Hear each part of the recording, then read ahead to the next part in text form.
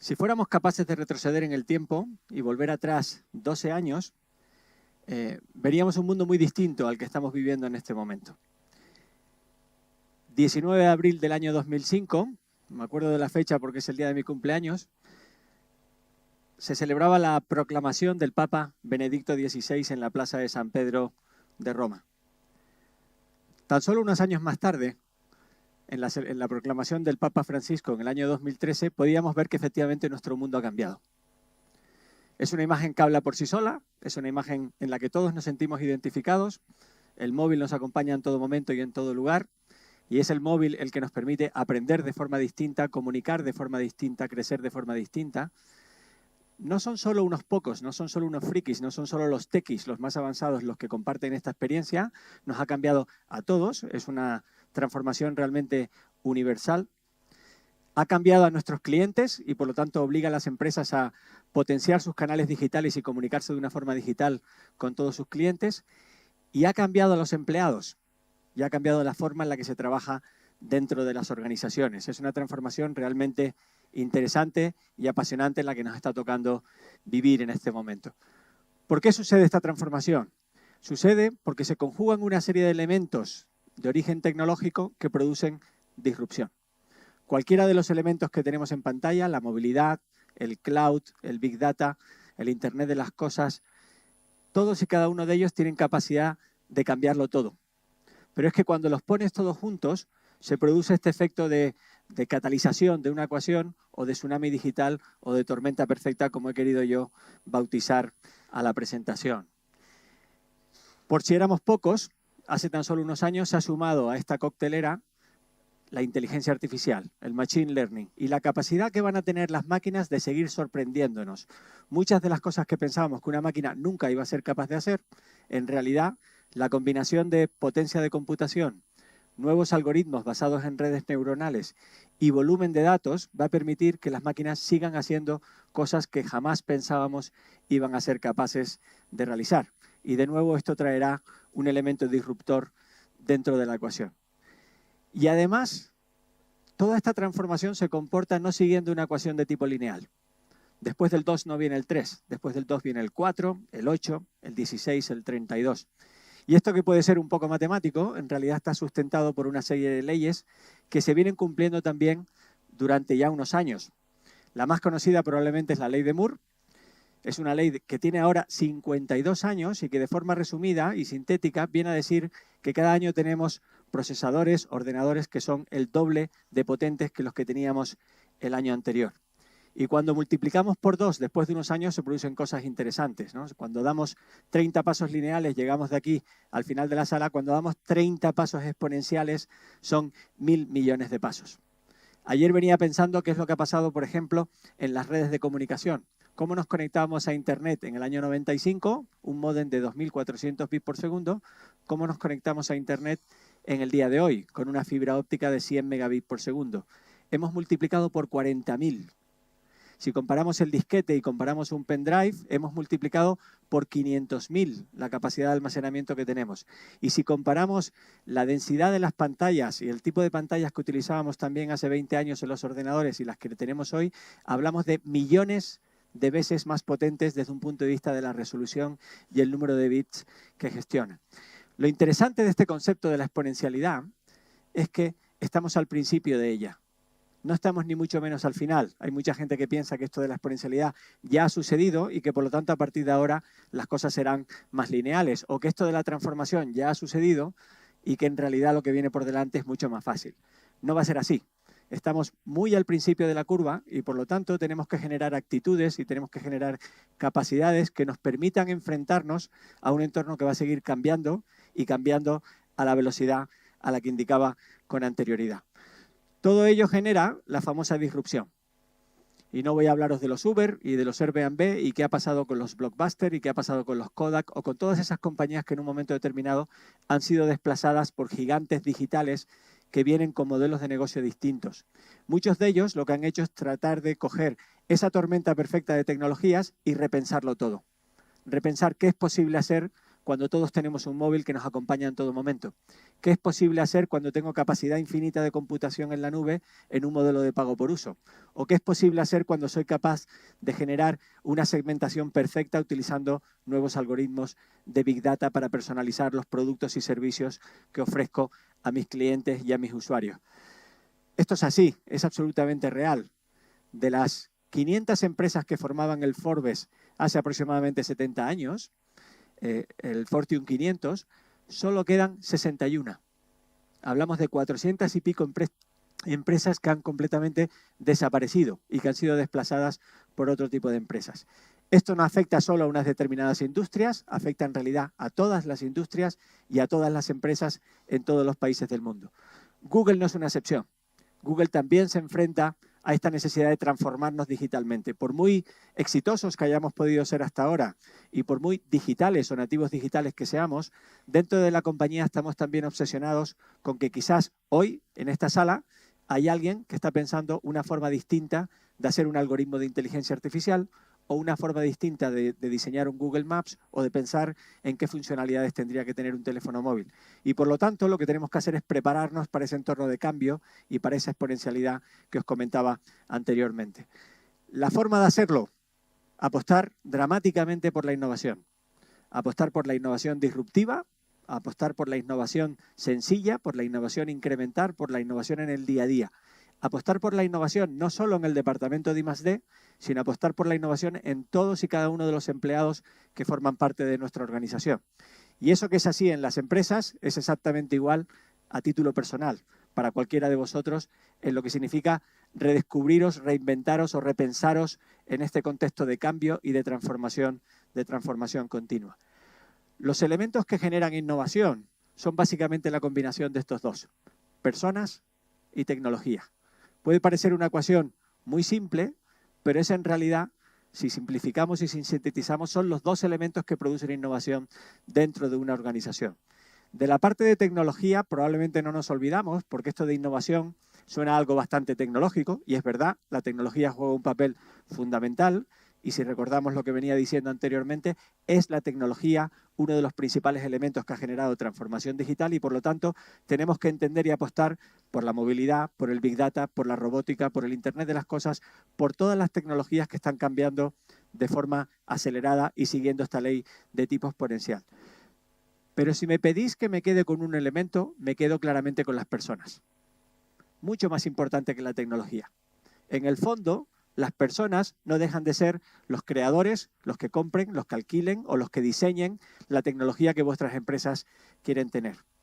En Google y probablemente en la mayor parte de las empresas en las que preguntéis, todo el mundo estará de acuerdo en que las personas son lo más importante. Sin embargo, muchas veces es fácil decirlo y no necesariamente es fácil ejecutarlo. Y en muchas organizaciones se dice, pero no necesariamente se practica. O al menos no se practica con la contundencia con la que probablemente tenemos que hacerlo si queremos de verdad que nuestra empresa sea innovadora y que pueda enfrentarse a esa transformación digital. Si hablamos de que las personas son lo más importante, los procesos de reclutamiento dentro de las organizaciones son absolutamente fundamentales. Son probablemente el proceso más crítico de negocio dentro de una organización. No es un buen síntoma si como parte de vuestro futuro profesional os encontráis con una compañía en el que en el proceso de contratación veis errores, falta de rigor, falta de profesionalidad o simplemente son procesos demasiado sencillos. En Google podemos tardar 3 o 4 meses en contratar a una persona. ¿Por qué hacemos eso? Porque las personas son lo más importante. Es ese proceso en el que estamos identificando cuál va a ser el talento que nos va a traer ideas que permitan que la compañía sea absolutamente innovadora dentro de la organización. Y son procesos rigurosos y son procesos en los que participan muchas personas, no solo recursos humanos, participa toda la organización. Y son procesos muy sistemáticos, muy documentados, pero que pensamos son el proceso que hay que tener si de verdad estamos hablando de contratar el principal talento para nuestras organizaciones. Tratamos de incorporar personas brillantes dentro de la organización y nosotros tratamos de incorporar personas no para decirles lo que tienen que hacer, sino para que sean ellas las que digan a Google qué es lo que tenemos que hacer para seguir siendo una empresa innovadora y transformadora. Muchas veces, me comentaban el otro día y me gustó la comparación, muchas veces contratamos jugadores de ajedrez para luego tratarles como si fueran simplemente fichas de un tablero. Y eso es un enorme error. Lo peor que puedes hacer en un momento determinado es coger gente con talento, gente con inquietud, gente con ganas de cambiar el mundo, con ganas de cuestionar el status quo, incorporarle dentro de tu empresa y empezar a hacer micromanagement o una gestión absolutamente centralizada. Eso mata a la persona y claramente no permite que la innovación surja dentro de la organización. Necesitamos herramientas que permitan canalizar la pasión de los empleados dentro de la organización.